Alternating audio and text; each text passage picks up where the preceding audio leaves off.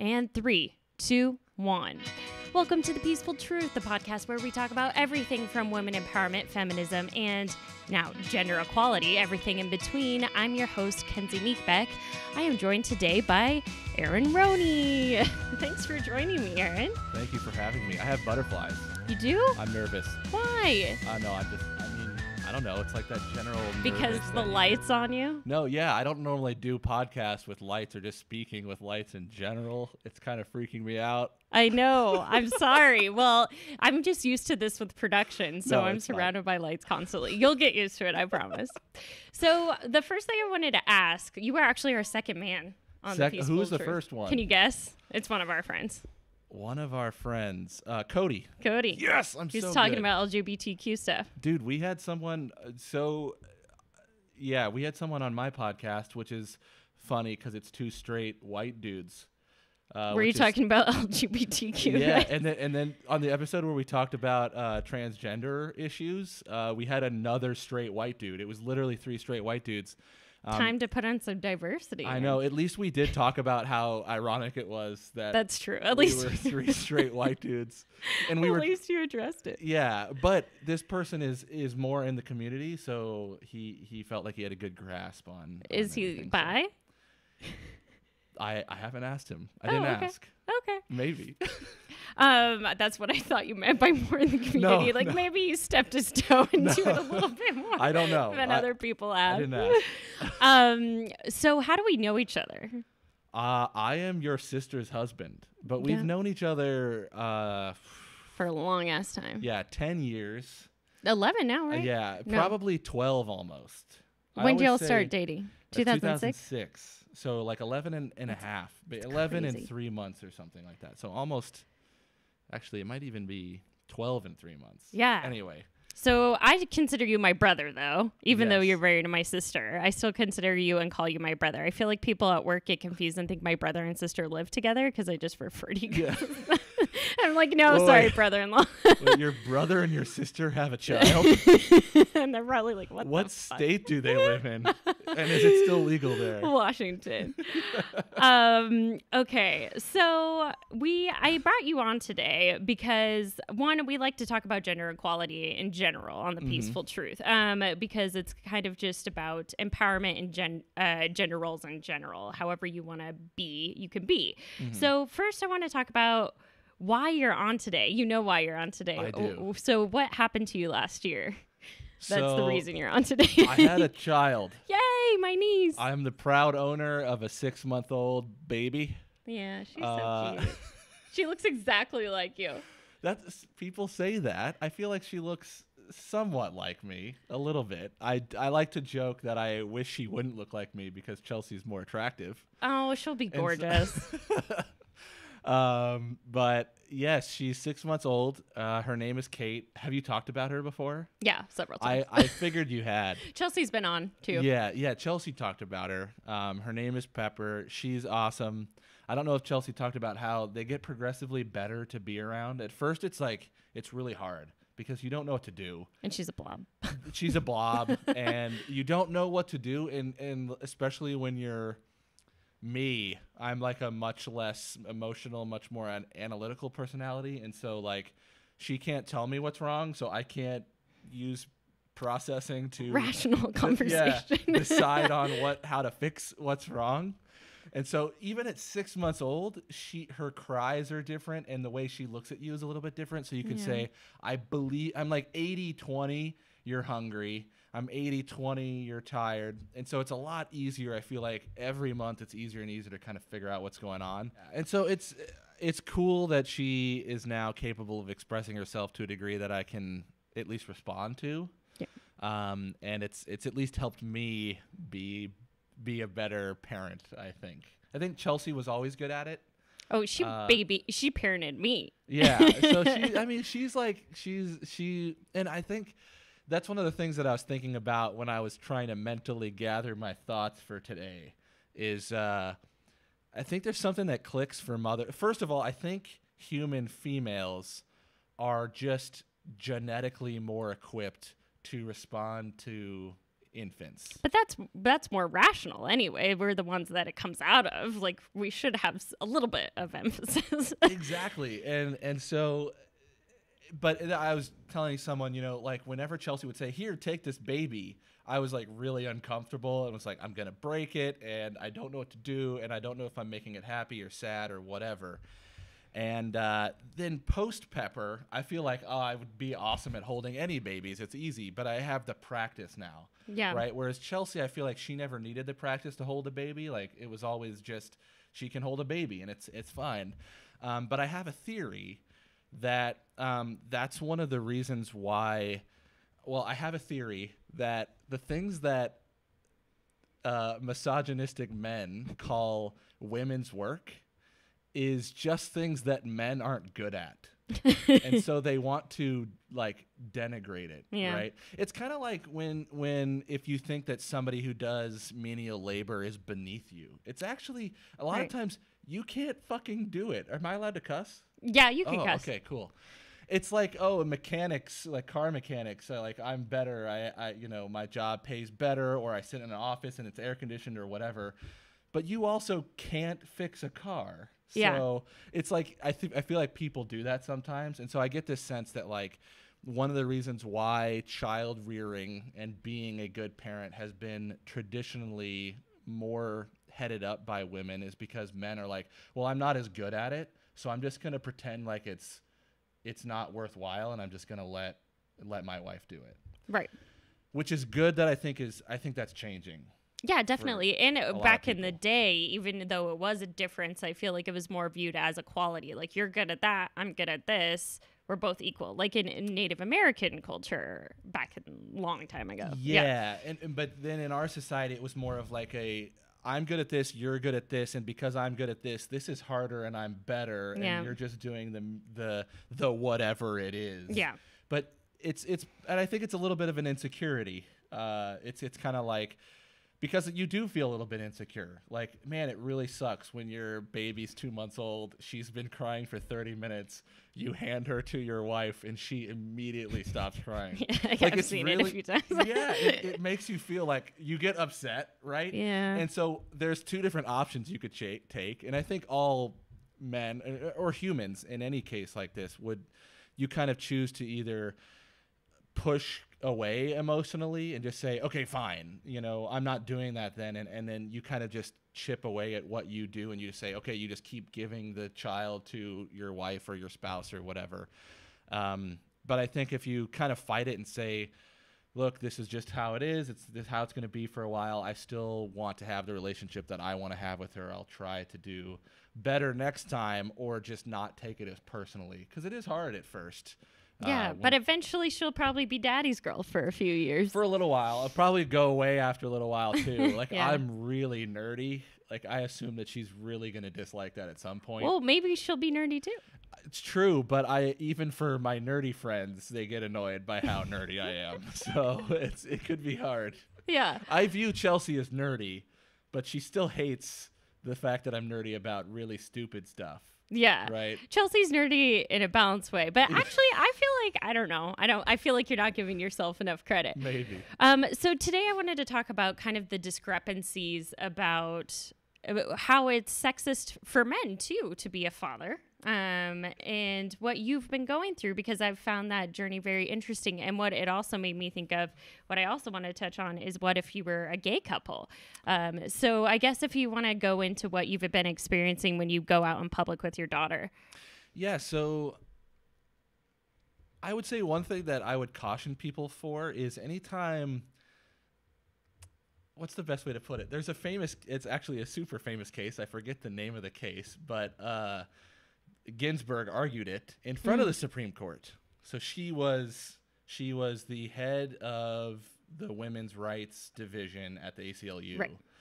And she argued a case in front of the Supreme Court in which a man's wife had passed away and he wasn't able to collect her spousal benefit. She worked for some organization that was government run. Mm-hmm. And if a man had passed away, the wife would receive spousal benefits from the federal government.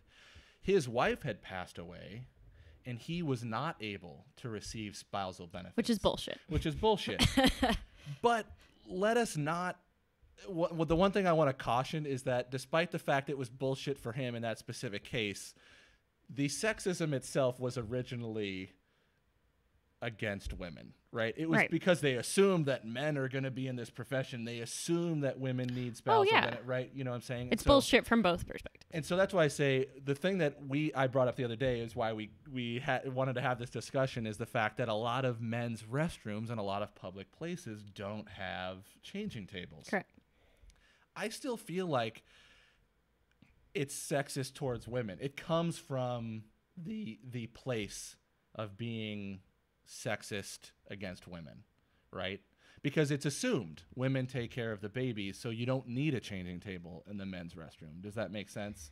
Well, it impacts me because I enjoy it. Like, and that's the thing that I was going to kind of say too. As a father, some things you can't do, like breastfeed, and there's some things that you're not as good at. Like Chelsea, I feel like she's always 10% happier with Chelsea, right? At least right now. But I'm really good at changing diapers, and I like doing it, and I don't dislike it, and the smell doesn't bother me and whatever. So when we're out and about, Chelsea likes to feed her, and I like to change her. Right? And so even though it's impacting me and kind of, you know, hurting my ability to spend time with my daughter, and I like playing with her while I change her and stuff, at the end of the day, it was still always born out of this assumption that women are the spouse who takes care of the babies. So we've been interrupted a few times by technical errors, but let's go over this again. On Yelp, or what do you do after you go to these places, and why do you do this? So I don't use Yelp. I use Google. Oh, okay. But same difference. Right. I always give them 1 star, and in the comments I just put does not have a changing table in the men's restroom. Now, what's cool, and this is good. Many women don't mind. Like, I've asked women before, like, they'll go in to the women's restroom, and I'll say, hey, do you mind if when you're done, let me know if anyone's in there. Can you stand outside while I just go change her real quick in your restroom or whatever? And they all have said yes. I've only done that once or twice. But I feel like that kind of goes hand in hand with, like, letting people choose the restroom that they want to choose that's best for them. Why don't you do that with no regrets if the establishment doesn't let you? I know you're being respectful to women. Yeah, no, it's not that I don't do it with no regrets. It's that I want to make sure. I just want to be as respectful as I can be, and I feel like the best way is to it's not their fault. Yeah, and I feel like it's more you have an even better reason if you have chosen to live a different lifestyle to choose the bathroom that you want to choose. Whereas this is like a one-off scenario where I'm at a place that doesn't have a changing table in the men's restroom, and I kind of want to be respectful and say, hey, that right that they want. Yeah, that I'm a man and that I would like to just go in there to use the changing table, but would you mind checking to see if anyone's in there? Right. Yeah, that makes a lot of sense. So what do you think, like, let's say LGBTQ couple either made their child or adopted a child in their only source, like their partner is not a woman and they identify as a man. Like, what do you think? So I think in that case, I'd be a little bit more militant about it. So now I think you could be super militant about it and just always go in the women's restroom and just be like, you guys did not accommodate my needs. I am going to just walk in. Men's restroom doesn't have it. Go get out the door, go in the women's restroom. But I feel like most gay men are not going to feel comfortable with that because they want to be respectful of other people, right? And at the one hand, it's not the women's fault who's sitting in that restroom that the public establishment chose not to put a changing table in the men's restroom. So I even had a place that didn't have a men's changing table in the men's restroom suggest that I do it just on a bench outside. And I was like, on the one hand... Oh, I think I was with you. Yeah, I was like, on the one hand, I don't really want to do that. But on the other hand, that is kind of like the justice that they deserve, is they should have to let all of their other patrons watch a baby get their poopy diaper changed in a restaurant on a bench because they chose not to put a changing table in the men's restroom. So I would say in that case, you might be a little more militant about it and just be like, you walk in, there's no changing table. You walk out, find the most public location you can, fucking put them on your dining table and change them on the dining table. And when they get mad at you, just say there was no changing table in the men's restroom. Have you ever thought about doing stuff like that? I haven't gone quite that far because I would say, despite the fact that I'm very outspoken and I love to argue with people, that's not my style as much. My style is more, we'll have the discourse on Google if you want to refute my review or whatever. Or discussion about it. I don't want to just protest, I guess, is not as much my style, but yeah. So I think it is harder for same-sex couples who aren't afforded the same. It's like a lot of laws in this country. Sure, now that we have spousal benefits and equality of marriage in the United States and U.S. v. Windsor, that still doesn't mean that adopting or birthing children is easy for same-sex couples. There's still many laws in the books that assume that the parents are different sexes and give the mother longer time. Yeah, basically discriminate on how that that's a perfect example, how your maternity and paternity leave is divvied up based on the sex. Now, I think it should be based on the birthing party, but then that also doesn't make sense because if you are two men, I still feel like it's really essential for at least one of those parents to get to spend quality time taking care of the child before sending them to daycare or something like that. So I feel like it should be 100% equal if we're moving toward this type of mentality in society, which it should be equal amount of time. There's a strong argument for equal family leave for new children because there's still unconscious discrimination against women because their maternity leave is longer. So if you take... Right. It always returns back to that. Exactly. It still returns back to that at the end of the day, even though, say, Microsoft, I personally feel like difficulty-wise and relationship-wise, it makes cosmic philosophical sense for the mother to get more time, right? That's the way it feels to me. But there's an argument to be made that at a company, say Microsoft, where the mother gets 5 months and the father gets 3 months, there's an unconscious higher rate of discrimination against young women because they take longer family leave on average, right? Whereas if all the men and all the women had 5 months off, then any young man you hire or any young woman you hire could take that much and is equally likely, to take that much when they do, decide to take their family leave. So I think that's kind of a problem too. But there's in my inner self, I just feel like mothers should still get longer just because I feel like genetically they are, as a matter of fact, better and more necessary to the survival of the infant.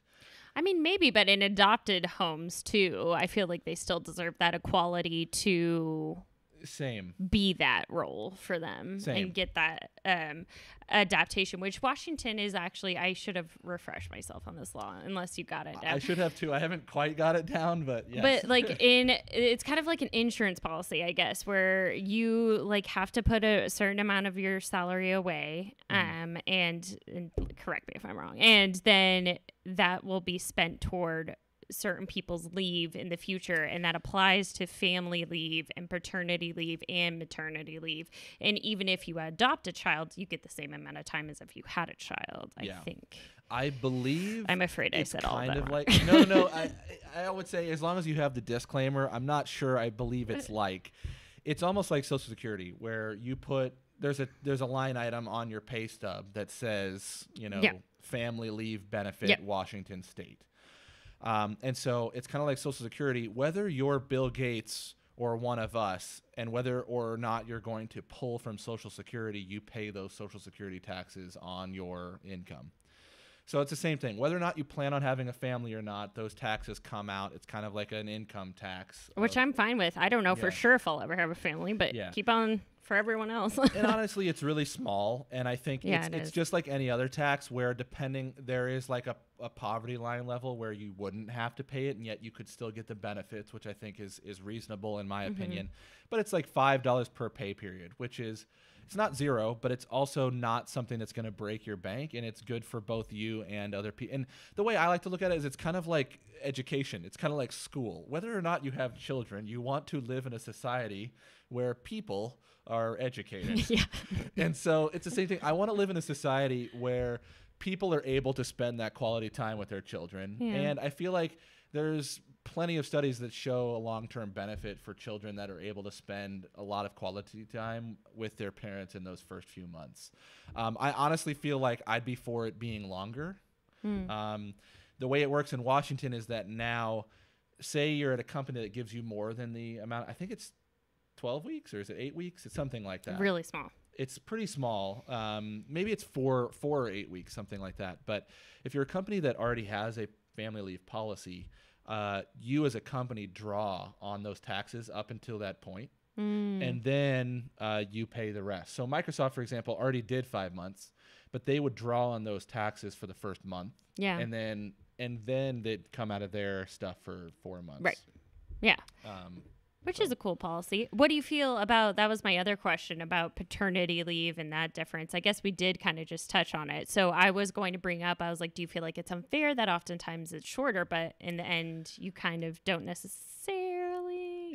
That's what I said. Gray. You're gray. Yeah, I'm gray. I feel like in the cosmic philosophy, I think it makes sense for mothers to get more in the fact that, like, if you were in the wild, it's clear that women, the mother is more genetically required or naturally required than the man, because the infant would literally not be able to survive without their mother. Back in the day. Yeah, back in the day. Now you can get now formula or even donated milk, right? Yeah. So there is less of a requirement. But part of that, like, fundamental natural relationship between mothers and their newborns makes me feel like mothers don't just deserve, but are also like should get more time. I don't know how else to explain it because I don't have a good reasoning. I get that. No, I get it. But then I also feel like I just think about like same-sex couples, and then I feel a little bad about thinking that way. So yeah, because in my opinion, I would say,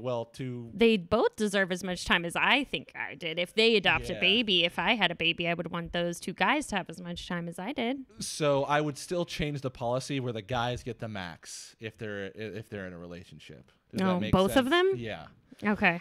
You could maybe work out where you say one of them does and one of them doesn't, which is, again, this is why. But that then puts the roles in place of traditional society, which sometimes same-sex couples can avoid altogether. Yeah, you make an interesting argument here, because my favorite, and this goes into my nerdiness, but my favorite Supreme Court case of all time is Brown versus Board of Education. Yeah. And that is where the famous quote comes from, that is, separate is inherently unequal.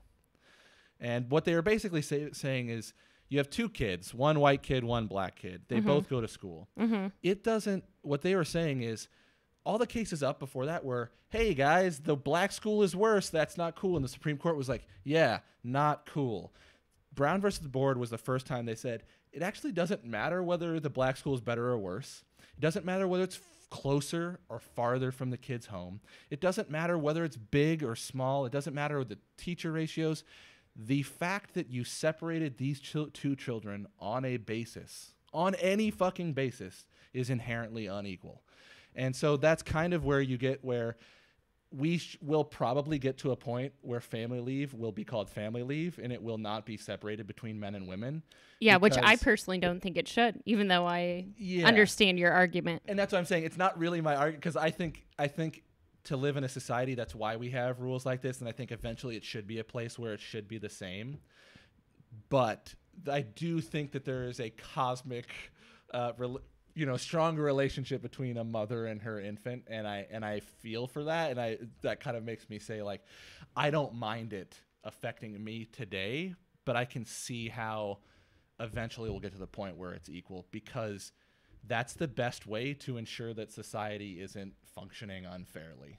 Yeah, and actually I just read about this really interesting case, and I thought this podcast was going to be short, but then you keep bringing interesting points in. Have you heard about it actually was one of Emily Anderson's friends' parents who did this. Really? Where they're really good, I think, in the gynecology field, and for a lesbian couple, the child was conceived in one uterus, like not like, sex, but like, scientifically. Yeah. And then it was eventually at a certain age transferred to the other mother. And then she carried it to full term. Fascinating. So like, what happens there? Yeah. So that's why, again, you can make these arguments that it doesn't feel right that it should be equal, but it's just always better in the long run. It's the same thing. Exactly. No, I get what you're coming from. Right. But in the end, in the end, it's better to be equal in the long run, so that you don't even have to ask questions like that. Who's the real mother? Doesn't matter. You both get the same benefits. And they're both the real mother. Yeah. And that's the same thing with like when we didn't have equal rights for gay and lesbian couples.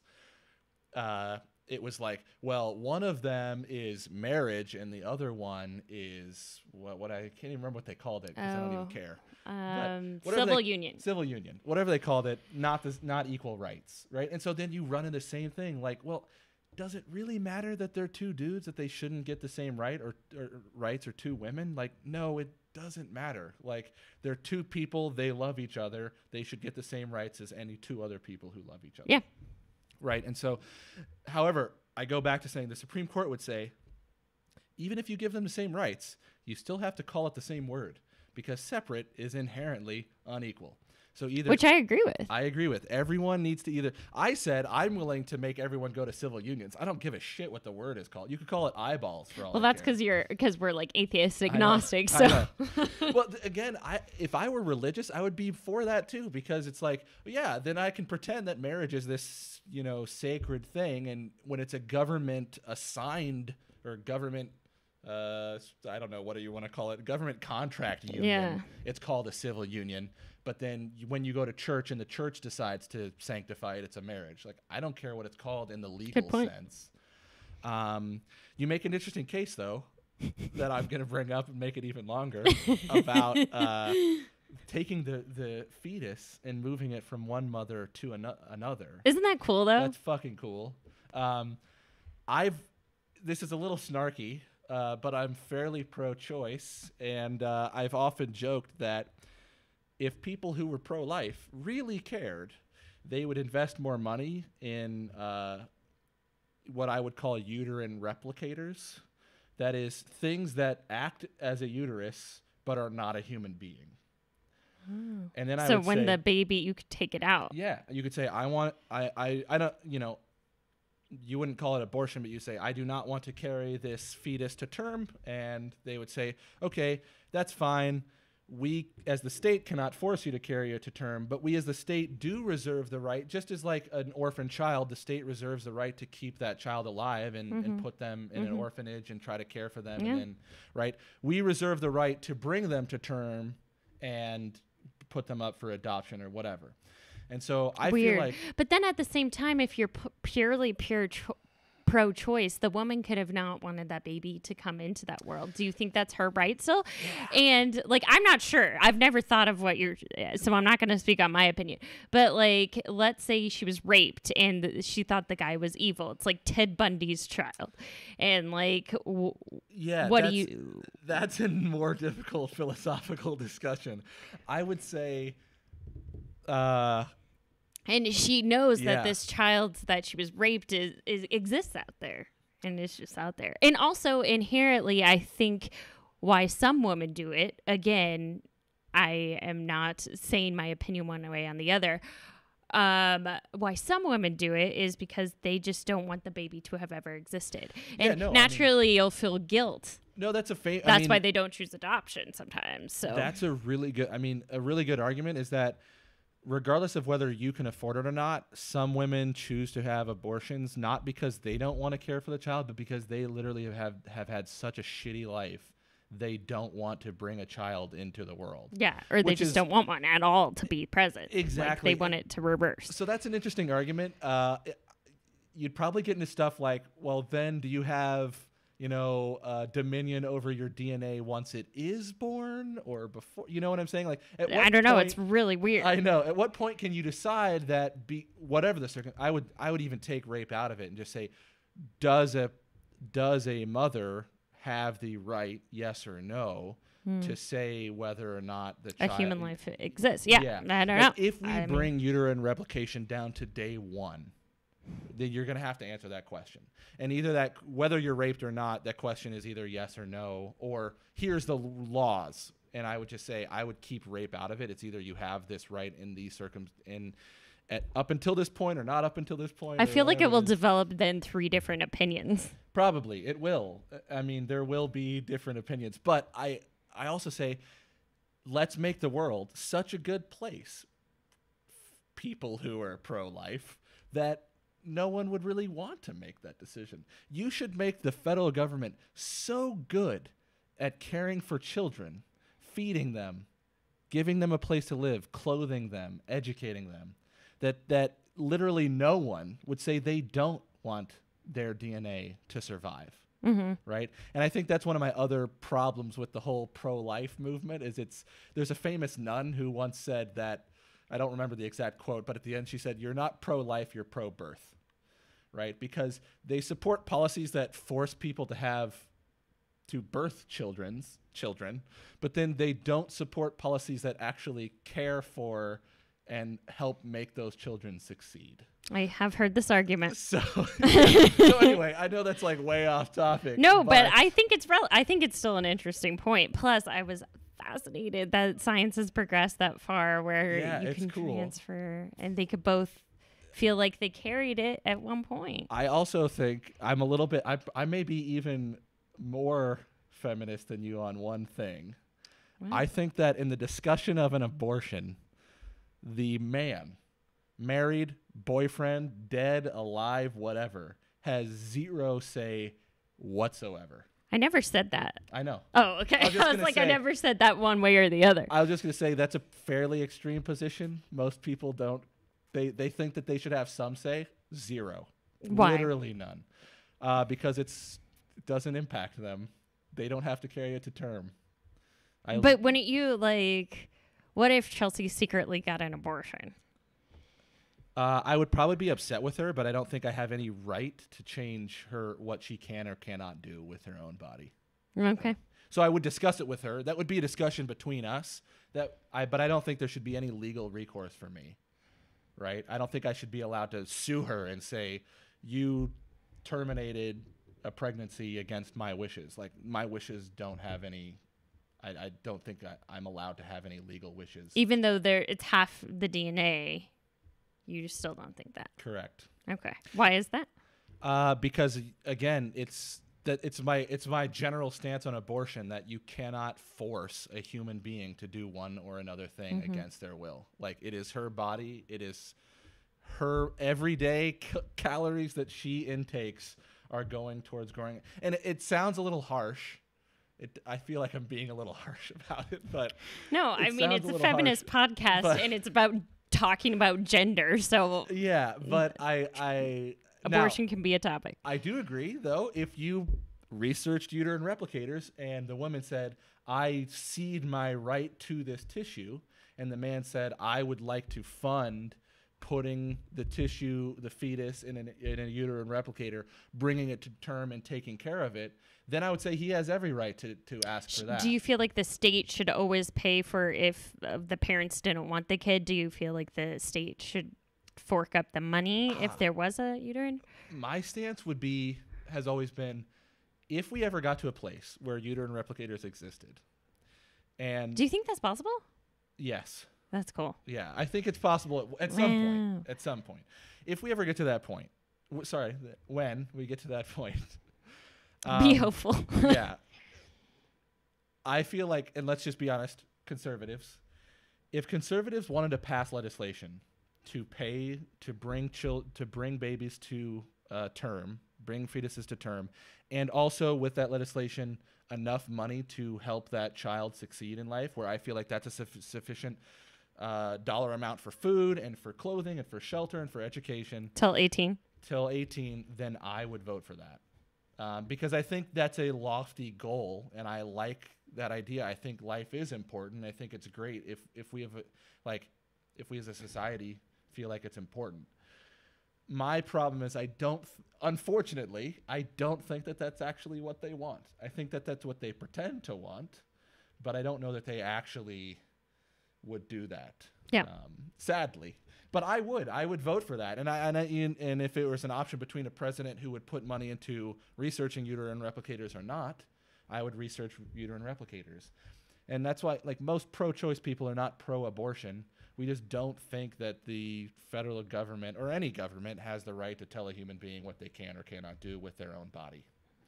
And if we get to a point where scientifically we can care for and cherish that life, then I think that there should be a discussion philosophically about then what is a human being's dominion over the DNA that they have placed in a fetus. A whole nother thing. That's a whole nother thing. Really but that's interesting, though. But that would be cool. And yeah. I like it. It's a good thought experiment to turn things on people. Like, how about instead of hating abortion, why don't you put all your money towards making it so abortions never happen? Because we have all of these awesome technologies that make it where you can care for every fetus you've ever wanted to care for. Have you ever had that topic with someone? I have. They don't like it. Yeah, that's probably not. Well, I feel like it wouldn't also be as friendly because, in theory, it's based upon religion. And in theory, that's like messing with the fate that God determined somehow. It depends. I think most religious people in the United States still embrace technology to a fairly large degree. You've got certain sects of religions, like Christian Science people, do not do vaccines, and they do no medical... Fun fact, Ellen DeGeneres' family was Christian Science. Really? Mm-hmm. I did not know that. Mm-hmm. I'm pretty against that. And that's actually she's obviously not there anymore. I have a pretty extreme view on that, too. Like, if you're, like... See, that's true. That's a thing, too. Like, parents, they have the right to refuse medical care for their children. I do not think they should have that right, actually. I think that, it's really not cool that a 6-year-old dies because their parents are fucking morons. That's not cool. Yeah, I agree with that, too. Yeah, so there's a certain degree to which, as long as you're being a responsible human being, which declining advanced modern medical care is not being a responsible human being, then you should be allowed to influence your children however you'd like. But I feel like that is something that puts them in danger, and we should not allow that, and yet we do allow that. Yeah. Let's see if there was anything else. I actually think that was pretty much it.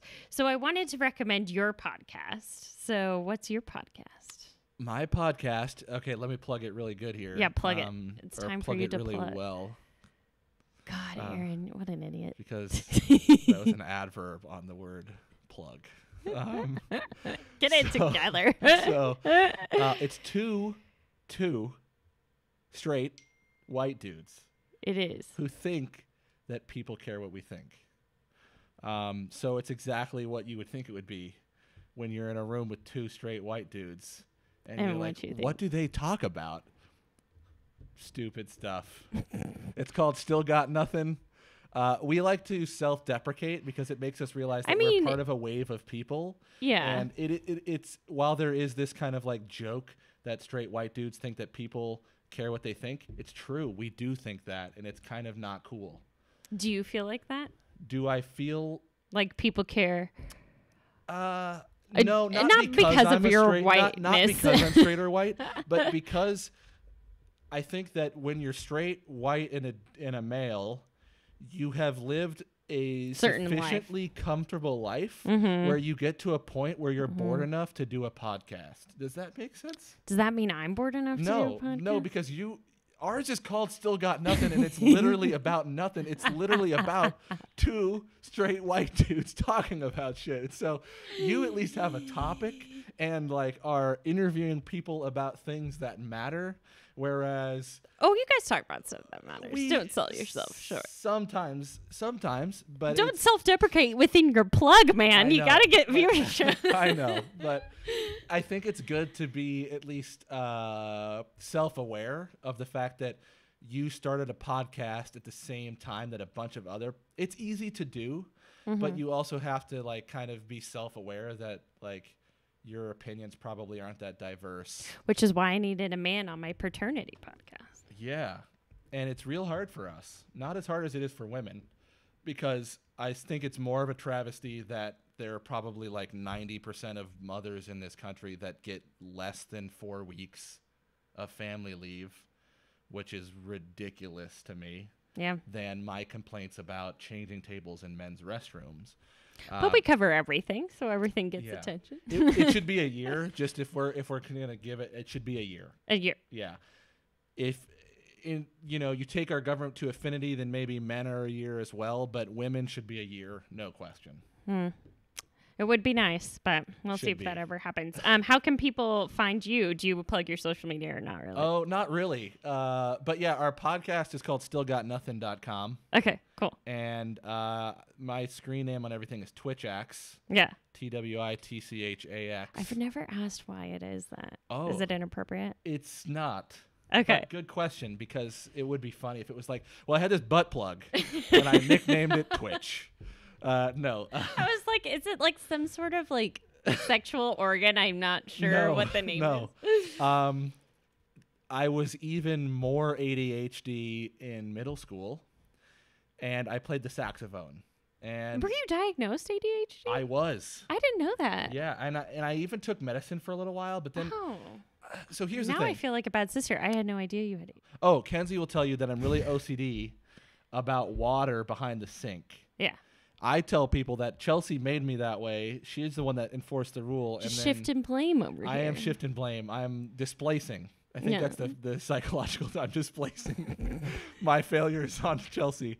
But yeah, I'm like really OCD about that. But it doesn't like negatively affect my day-to-day ability to live my life. And so my OCD was heat sources. Yeah. I have to check them like 3 times exactly. So that's borderline. I know. That's borderline affecting your life negatively. I know. But maybe hey, I'm never going to burn down a house. Exactly. So I was diagnosed ADHD, but I don't think I was enough on the spectrum of ADHD that medicine was actually helpful. I took medicine and it didn't really change my behavior, and I am perfectly well enough to get along with my daily life. Like I wasn't. Like there are some people who. And it was probably taken for school, and you're like really good at school, so. Exactly, like my weird idiosyncrasies of being ADHD probably helped in a lot of ways. So it didn't really make sense to take medicine. Okay. But I used to be even more so when I was in middle school, and so my buddies called me Twitch. Okay. And saxophones. I played the saxophone. I was really nerdy about it. Still do, but I was nerdy about it. You call it your axe to be cool. Like it's my axe. Oh. Right, because guitarists, they call their guitars their axe. Well, this was my axe. Was this also your like AIM? Yeah, I've used it for everything my entire life. You commit. Life. Like when your 13-year-old self was like, this is a good one. Yeah, and then in high school there was a brief moment when I was making my Gmail where I was like, should I be Aaron Roney? Twitch axe. So you still use it. I committed. I still use that. That's my Twitter. Yeah. All that kind of stuff. So I never asked that question. I don't post on Twitter very often, but I do post every once in a while. Okay, cool. Well, sweet. Yeah. And then we wrap up the podcast every time to say one thing we're looking forward to this week. Oh, wow. One thing we're looking forward to this week. Let's see. Pepper has been sick pretty much for 6 weeks straight. I am looking forward to the fact that she seems well right now. I'm looking forward to at least a few more days of her being well before because she's really fun, not fun, for herself. I get excited about how bright her eyes are and how excited about things she seems to get. She is really in a good mood lately. Exactly. But when she gets sick, it's like she's still fun and she plays, but she's not really getting into it. She's not feeling 100%. Yeah. So I'm looking forward to her, being 100% over the next few days. See, that's very selfless. As like a single person with no children, or that's okay. I'm like, I'm looking forward to decorating my apartment. Hey, that's still cool. That's awesome. You should be looking forward to that. It's going to be a blast. Okay, well, thanks guys for tuning in. Bye.